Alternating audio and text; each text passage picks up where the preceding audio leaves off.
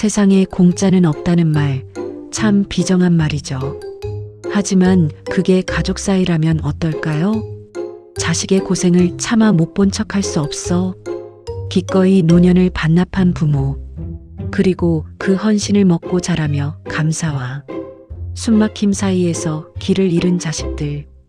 오늘 이야기는 그 누구의 잘못도 아니지만 그래서 더 아픈 어느 가족의 선을 넘는 마음에 대한 기록입니다. 새벽 5시 경기도 부천의 한 아파트 주방. 어스름한 어둠 속에서 오직 가스레인지 불꽃만이 파랗게 일렁입니다. 65 복래 씨의 하루는 남들보다 2시간 먼저 시작됩니다. 잠이 없어서가 아닙니다. 깨어있는 시간이 곧 자신의 가치가 되는 곳, 바로 딸의 주방을 지키기 위해서죠. 복래가 도마 위에서 장어를 손질하는 소리, 규칙적이고 날카로운 칼질 소리. 오늘은 사위 민호 씨를 위한 장어탕을 끓이는 날입니다. 미끄러운 장어의 진액을 소금으로 씻어내고 뼈를 발라내고 몇 시간을 푹 고아내는 일. 굽은 허리를 두드리며 땀을 훔치는 복래 씨의 얼굴에는 묘한 자부심이 서립니다. 내가 아니면 누가 이 바쁜 애들을 먹일까 하는 마음. 그건 복래 씨를 살게 하는 동력이자 사위 민호를 옥죄는 사슬이었습니다. 안방. 민호가 무거운 눈을 뜹니다. 방 안까지 깊숙이 침투한 진한 한약재와 고기 냄새. 민호 씨는 아침마다 코끝을 찌르는 이 냄새가 공포스럽습니다. 밤샘 촬영을 마치고 돌아와 겨우 눈을 붙인 그에게 주방에서 들려오는 칼질 소리는 휴식을 끝내는 조종과도 같았죠. 고맙습니다. 정말 고마운 일인데. 민호 씨는 가끔 이 집이 자신의 집인지 장모님의 거대한 자취방에 얹혀 사는 건지 헷갈릴 때가 있습니다. 민호가 비틀거리며 화장실로 향합니다. 욕실 안에서 들리는 빨래 소리. 문을 열자 김이 모락모락 나는 욕실에서 복래가 앉아 있습니다. 민호는 당황하며 목소리를 가다듬고 장모님? 이 새벽에 여기서 뭐 하세요? 장모는 고개도 들지 않고 빨래판을 밀며 아유, 자네 깼어? 미안해, 금방 나가. 샤워하면서 보니까 사위 속옷이 몇 장 있길래. 요새 세탁기가 아무리 좋아도 이런 건 손으로 조물조물해야 때가 빠져. 자네 피부도 예민하잖나. 민호는 말문이 막힌 듯 멈춰서서 장모님, 제가 속옷은 제발 건드리지 말아달라고 말씀드렸잖아요. 이건 제가 직접 해도 되는 건데. 정말 민망해서 그럽니다. 복래는 그제야 얼굴을 들고 인자하게 웃으며 아이고, 새삼스럽게 뭘. 내가 자네를 아들로 생각해서 그러지. 아들 팬티 빠는 엄마가 어딨어. 다 사랑이야, 사랑.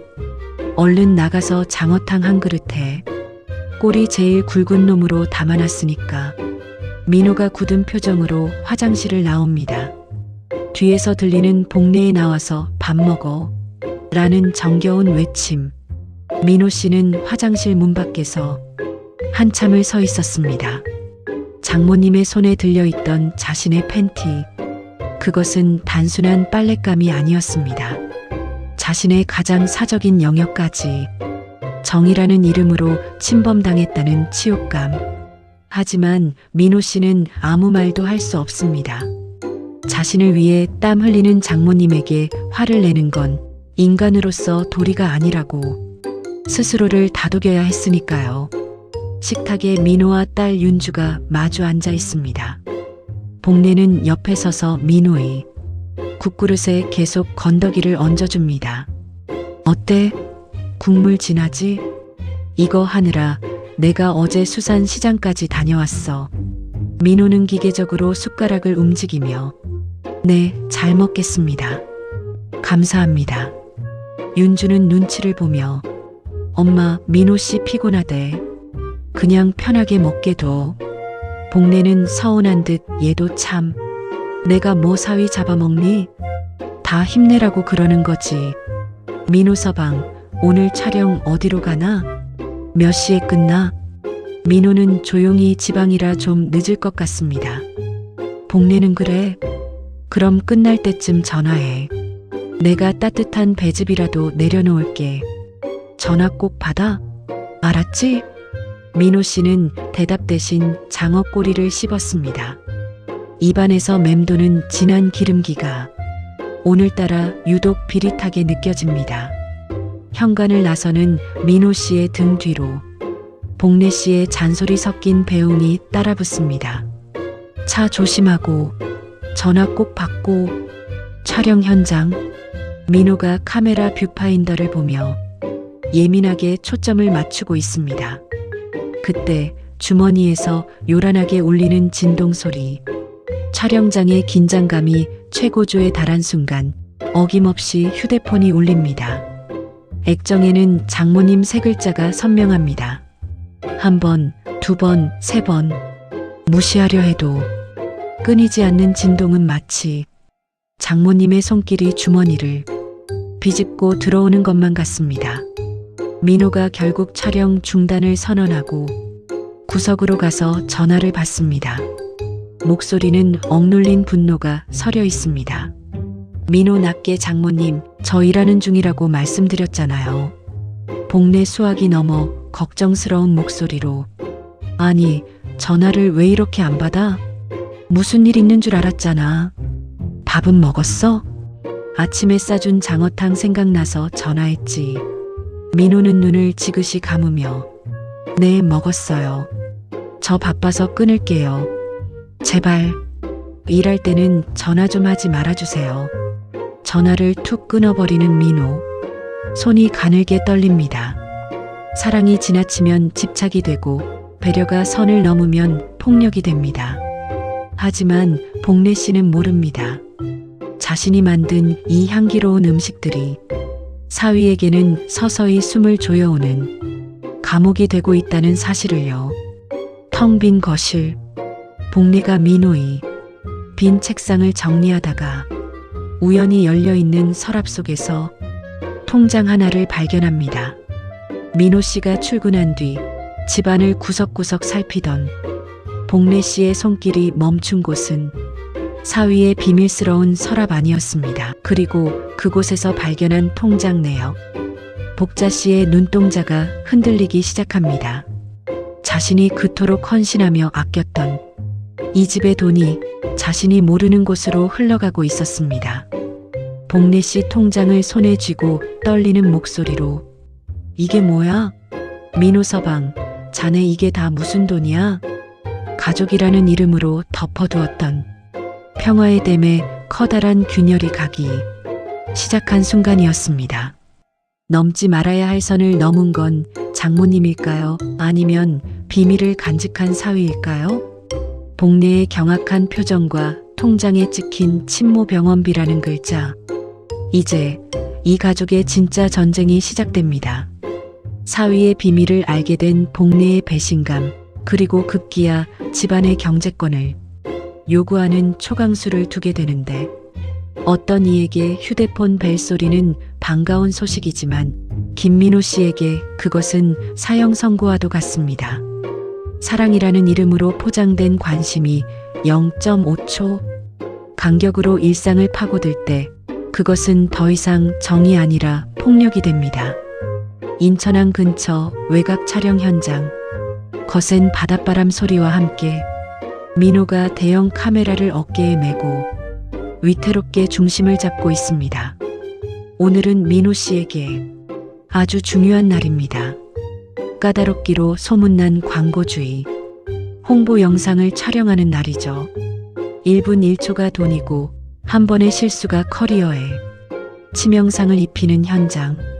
민호 씨의 온 신경은 오직 렌즈 속 피사체에 집중되어 있습니다. 징징 주머니 속에서 끊임없이 울리는 진동 소리. 민호의 어깨가 미세하게 떨립니다. 하지만 주머니 속 휴대폰은 쉴 새 없이 비명을 지릅니다. 벌써 10번째. 화면을 보지 않아도 누군지 압니다. 65장모 복례 씨입니다. 어디냐? 밥은 먹었냐? 언제 오냐? 어제도 그제도 들었던 질문들이 민호 씨의 집중력을 갈기갈기 찢어놓습니다. 결국 카메라 초점이 흐릿해지며 광고주의 짜증 섞인 목소리가 들립니다. 감독님, 지금 뭐 하시는 거예요? 민호는 식은땀을 닦으며 죄송합니다. 다시 가겠습니다. 잠시만요. 민호가 구석으로 가서 전화를 받습니다. 화를 억누르느라 목소리가 낮게 깔립니다. 장모님, 저 정말 중요한 촬영 중이라고 아침에 말씀드렸잖아요. 왜 자꾸 전화를 하세요? 전화기 너머 걱정이 뚝뚝 묻어나는 목소리. 아이고, 민호 서방. 전화를 하도 안 받길래 무슨 일 난 줄 알았지. 거기 바닷가라며? 바람이 차니까 목도리 꼭 하고 내가 지금 배즙 다려놨으니까. 민호 말을 자르며 장모님, 제발요. 저 지금 장어탕이니 배즙이니 그런 게 중요한 게 아니에요. 제 일 좀 하게 내버려 두세요. 전화를 끊고 휴대폰을 바닥에 던지듯 내려놓는 민호. 하지만 30초도 지나지 않아 다시 진동이 울립니다. 이번엔 아내 윤주입니다. 불행은 혼자 오지 않죠. 장모님의 서운함은 곧장 딸 윤주 씨에게 전달됩니다. 그리고 그 화살은 다시 민호 씨의 가슴에 꽂힙니다. 그날 밤 부천 아파트 거실. 차가운 공기가 감도는 가운데 윤주가 민호를 기다리고 있습니다. 당신 엄마 전화에 소리 질렀어?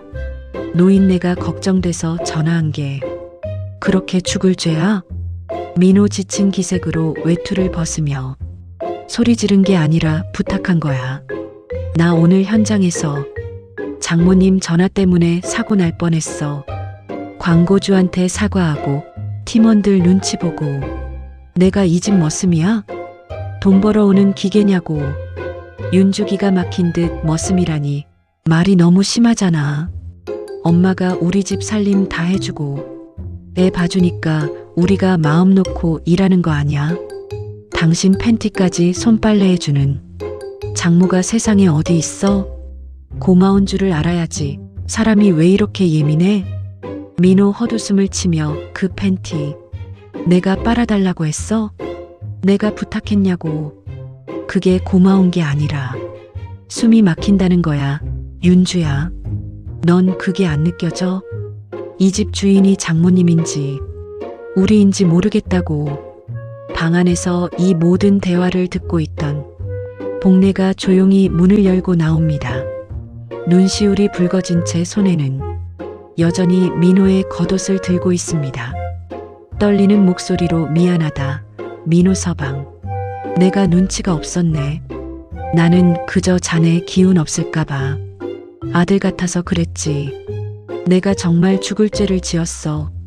복례 씨의 눈물은 강력한 무기입니다. 사위의 정당한 항변을 한순간에 불효로 만들어버리죠. 민호 씨는 이제 가해자가 되었습니다. 아내의 원망 섞인 시선과 장모의 가녀린 어깨 사이에서 그는 차라리 이 집을 나가고 싶다는 충동을 느낍니다.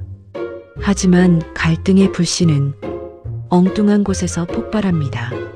서운함에 젖어 민호 씨의 방을 정리하던 복례 씨. 그녀는 사위가 숨겨둔 서랍 깊숙한 곳에서 그것을 꺼내 들고야 맙니다. 사랑이라는 이름으로 허락받지 못한 영역을 침범했을 때 가족이라는 성벽은 무너지기 마련이죠. 복례가 민호의 개인 통장을 펼쳐보고 손을 부르르 뼛속까지 떨고 있습니다. 통장에는 친모 병원비 500만 원이라는 글자가 선명합니다. 복례는 낮게 음조리며 우리한테는 돈 없다고 절절매더니 제 어미한테는 1원 거금을 보내? 나한테는 고맙다는 말 한마디 안 하면서 장모의 눈빛이 서늘하게 변합니다. 이제 그녀의 헌신은 보상을 요구하기 시작합니다. 내가 이 집 살림을 다하니 경제권도 내가 갖겠다. 이 말도 안 되는 요구가 입 밖으로 나오는 순간 민호 씨의 삶은 어떤 지옥으로 변하게 될까요? 사위의 비밀을 알게 된 장모의 반격. 그리고 가족을 지키기 위해 시작된 선을 넘는 전쟁. 가족 사이에도 비밀은 필요합니다. 그 비밀이 때로는 서로의 평화를 지켜주는 방패가 되기도 하니까요. 하지만 그 방패를 사랑이라는 이름으로 억지로 치워버린다면 그때부터는 전쟁입니다. 세상에서 가장 깨지기 쉬운 유리그릇, 바로 돈과 자존심이 부딪히는 소리가 들려옵니다. 낮 민호의 작업실 겸 서재. 복례가 꼼꼼하게 먼지를 닦아내다 멈춰섭니다. 책상 서랍 깊숙한 곳, 낡은 책 사이에 끼워진 통장 하나. 복례 씨의 손이 떨립니다. 방은 내가 치울 테니 건드리지 말라던 사위의 신신당부가 떠올랐지만 이미 손은 통장을 펼치고 있습니다. 내 딸과 내 사위의 것인데 내가 못 볼 게 뭐가 있나 하는 보상 심리가 그녀의 양심을 잠재웠습니다. 복례 씨의 눈이 뒤집힙니다. 사위는 입버릇처럼 요즘 경기가 안 좋다, 저축해야 한다며 복례 씨에게는 흔한 생활비 한번 넉넉히 준 적이 없습니다. 그런데 제 어미에게는 매달 꼬박꼬박 용돈을 보내고 수백만 원의 병원비까지 몰래 해주고 있었던 겁니다. 그날 저녁 식탁. 메뉴는 장어탕 대신 차가운 물과 김치뿐입니다. 복례는 팔짱을 낀 채 민호를 기다리고 있습니다. 식탁 위에 덩그러니 놓인 통장. 민호 씨가 현관문을 열자마자 마주한 것은 장모님의 서늘한 눈빛과 자신의 치부가 드러난 종이 뭉치였습니다. 장모님, 이게 왜 여기 있습니까? 제 서랍은 왜 여신 거예요? 복례는 차갑게 몰아붙이며 서랍 여는 게 대수야? 내가 이 집 식모니? 내가 여기서 무보수로 내 수발 다 들어주니까 내가 우습게 보여? 돈 없다고 엄살 피우더니 내 엄마한테는 어걱소리 나게 보내고 있었구나. 민호는 목소리를 높이며 그건 제 돈입니다. 제가 밤새워 촬영하고 몸 버려가며 번 제 돈이라고요. 제 어머니 편찮으신데 자식이 도리하는 게 뭐가 잘못됐습니까? 그리고 이건 제 사생활입니다. 복례는 식탁을 내리치며 사생활.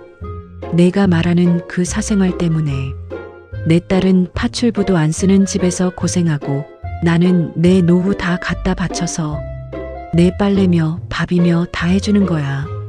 내가 여기서 공짜로 일해주니까 그 돈이 남는 거 아니야? 그럼 그 돈은 내 돈이나 다름없어. 소동에 놀라 안방에서 나온 윤주가 통장을 확인하고 당황합니다. 윤주는 민호를 원망하며 당신 정말이야?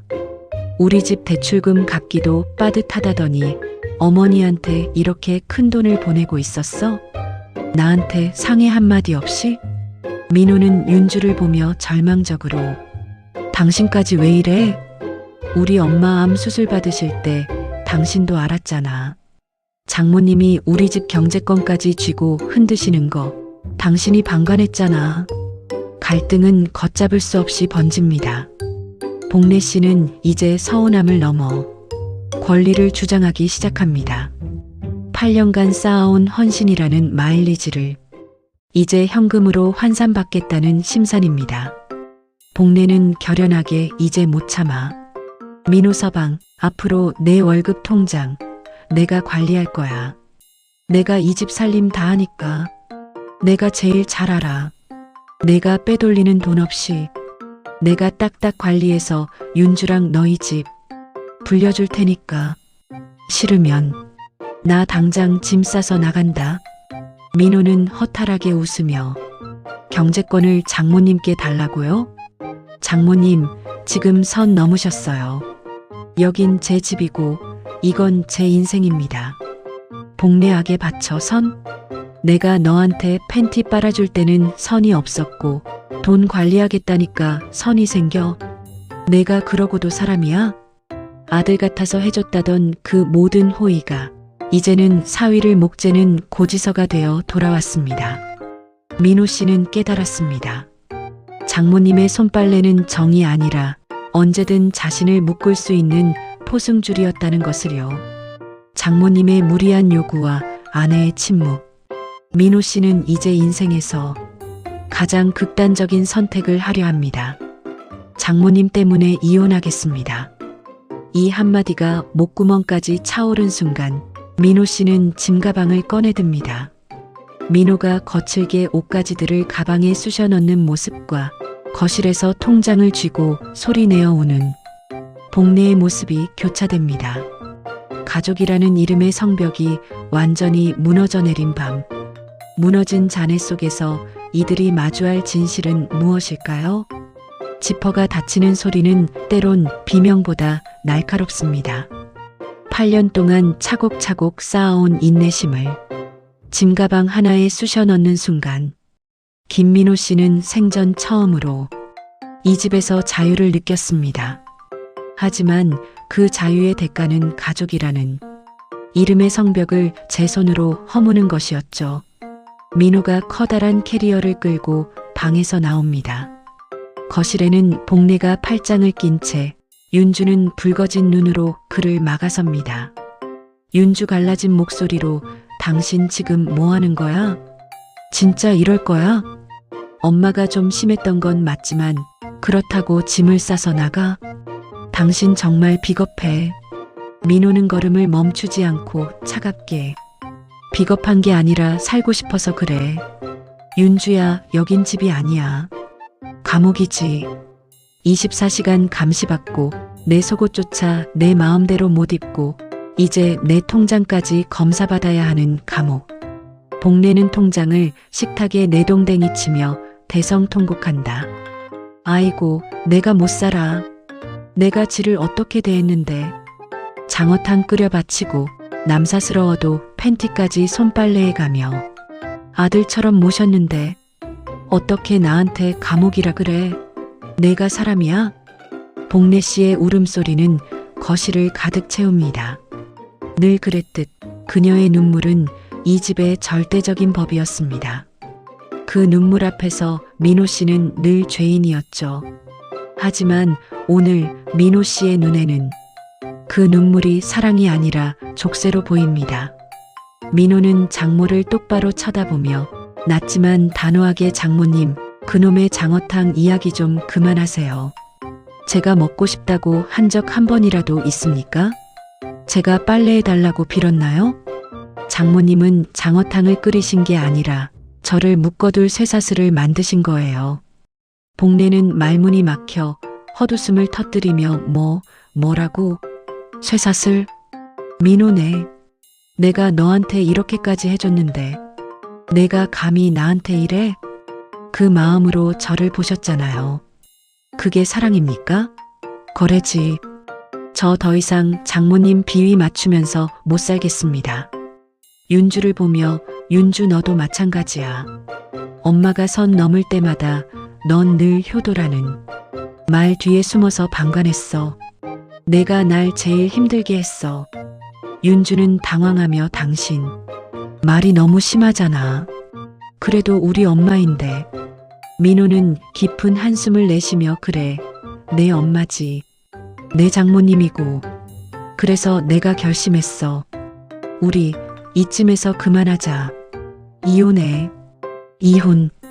입 밖으로 내뱉는 순간 공기가 얼어붙는 그 단어가 민호 씨의 입에서 나왔습니다. 홧김에 하는 소리가 아닙니다. 오랜 시간 골마 터진 상처에서 나온 마지막 비명이었습니다. 복내 사르르 떨리는 목소리로 이혼? 지금 나 때문에 이혼하겠다는 거야? 내 사위가? 민호가 내 장모님 때문에요. 장모님이 계시는 이 집에서는 제가 숨을 쉴 수가 없습니다. 당신이랑 살고 싶어서 당신 엄마랑도 살려고 노력했는데 이제는 당신까지 당신 엄마처럼 보여서 무서워. 나갈게. 문이 닫히는 소리는 생각보다 묵직했습니다. 그 소리와 함께 8년의 세월이 단절되었습니다. 복내 씨는 거실 한복판에 주저앉아 가슴을 쥐어뜯습니다. 자식을 위해 인생을 다 바쳤다고 자부했던 그녀에게 돌아온 건 가정을 파탄낸 원흉이라는 낙인이었습니다. 사랑이라는 이름으로 행해진 무수한 참견들. 그것이 독이 되어 돌아왔을 때 부모는 갈 길을 잃습니다. 내가 무엇을 잘못했을까? 내 진심이 어디서부터 꼬인 걸까? 복래 씨는 차마 입 밖으로 내지 못한 질문들을 삼키며 어두운 거실을 지킵니다. 모든 것이 끝났다고 생각한 순간 진짜 이야기가 시작됩니다. 집을 나간 사위와 홀로 남겨진 장모, 그리고 그 사이의 선딸. 이 세 사람은 과연 무너진 폐허 위에서 다시 만날 수 있을까요? 작은 자취방 침대에 멍하니 앉아있는 민호와 딸의 집 현관문을 열고 자신의 짐 가방을 들고 나오는 복래의 모습이 교차됩니다. 떠나는 것은 사위만이 아니었습니다. 이제 복래 씨도 평생을 지켜온 자신의 감옥에서 걸어 나오려 합니다. 마지막 장, 거리라는 이름의 예의에서 이 지독한 갈등의 끝을 보여드립니다. 폭풍이 지나간 자리는 의외로 고요합니다. 사위가 떠난 지 일주일. 집안 가득하던 진한 한약재 냄새도 새벽마다 들리던 달그락거리는 칼질 소리도 멈췄습니다. 그런데 이상하죠. 그토록 원하던 평화가 찾아왔는데 남겨진 사람들의 가슴엔 시린 구멍이 뚫려 있습니다. 텅 빈 사위의 방. 복래가 침대볼을 팽팽하게 펴며 마지막 정리를 하고 있습니다. 그녀의 옆에는 단출한 가방 2개가 놓여 있습니다. 복래 씨는 이제 압니다. 자신이 끓인 장어탕이 사위의 입맛을 돋우는 보약이 아니라 그의 목소리를 삼키게 만든 모래알이었다는 것을요. 사랑이라는 이름으로 휘두른 칼날이 가장 아끼는 딸의 가정을 베어버렸다는 사실을 그녀는 텅 빈 방을 닦으며 뼈저리게 삼켰습니다. 늦은 저녁 홀로 자취방에서 컵라면을 먹던 민호. 현관문 앞에 놓인 낯선 보따리 하나를 발견합니다. 그 안에는 정갈하게 담긴 밑반찬들과 짧은 편지 한 통이 들어 있습니다. 민호 서방, 자네가 빨아달라던 팬티 대신 자네가 제일 좋아하던 파김치 좀 담갔네. 내 마음이 너무 앞서서 자네 숨을 막히게 했구먼. 미안하네. 이제 이 김치 다 먹을 때쯤이면 나는 내 집으로 돌아가 있을 걸세. 민호 씨는 한참 동안 그 파김치를 바라봤습니다. 맵고 아린 맛 뒤에 숨겨진 투박하지만 진심이었던 장모님의 손길. 그는 자신이 그토록 밀어내려 했던 것이 장모님이 아니라 사실은 부담스러운 진심이었다는 것을 깨닫습니다. 미움과 고마움이 뒤섞인 눈물이 컵라면 국물 위로 툭 떨어집니다. 부천의 아파트 현관. 복래가 짐을 들고 나섭니다. 딸 윤주가 울며 매달리지만 복래는 인자하게 웃으며 딸의 손을 잡아줍니다. 단호하지만 따뜻하게 윤주야, 엄마 안 슬퍼. 이제야 내가 누군지 알 것 같아. 나 박복래잖아. 누구네 엄마, 누구네 장모 말고 그냥 박복래로 좀 살아보련다. 너희도 이제 너희 집 주인으로 살아. 가끔 보고 싶을 때 그때 선 넘지 말고 차 한 잔 마시러 오렴. 3개월 후 어느 화창한 공원 벤치. 시간은 약이 아니라 생각을 정리할 거리를 선물합니다. 세 사람은 이제 한 집에 살지 않습니다. 복래 씨는 소일거리를 찾았고 민호 씨는 다시 집으로 돌아왔습니다. 그리고 오늘은 세 사람이 손님으로 만나는 날입니다. 민호와 윤주가 멀리서 걸어오는 복래를 향해 손을 흔듭니다. 복래 역시 환하게 웃으며 다가오지만 예전처럼 달려가 사위의 옷매무새를 고쳐주지 않습니다. 대신 정중하게 인사를 건넵니다. 민호 밝은 표정으로 장모님 오셨어요? 얼굴이 훨씬 좋아지셨네요. 복래 적당한 거리를 두고 서서 그래. 민호 서방도 잘 지냈나? 오늘 날씨가 참 좋네. 서로의 그림자가 겹치지 않을 만큼의 거리. 우리는 그 거리를 예의라고 부르고 존중이라고 씁니다. 너무 가까워서 보지 못했던 서로의 진심이 이 적당한 거리 덕분에 비로소 선명하게 보이기 시작합니다. 가족이란 무엇일까요? 모든 것을 다 주고도 미안해하는 마음일까요? 아니면 기꺼이 혼자 서 있을 수 있게 응원해주는 마음일까요? 정답은 없습니다. 다만 분명한 건 사랑할수록 우리는 서로의 선을 지켜줘야 한다는 것입니다. 그 선 위에 꽃이 피고 비로소 향기로운 인연이 이어지니까요. 오늘 당신의 소중한 사람과 당신 사이의 거리는 안녕하신가요? 선을 넘지 않는 마음이 때로는 가장 깊은 사랑일 수 있습니다.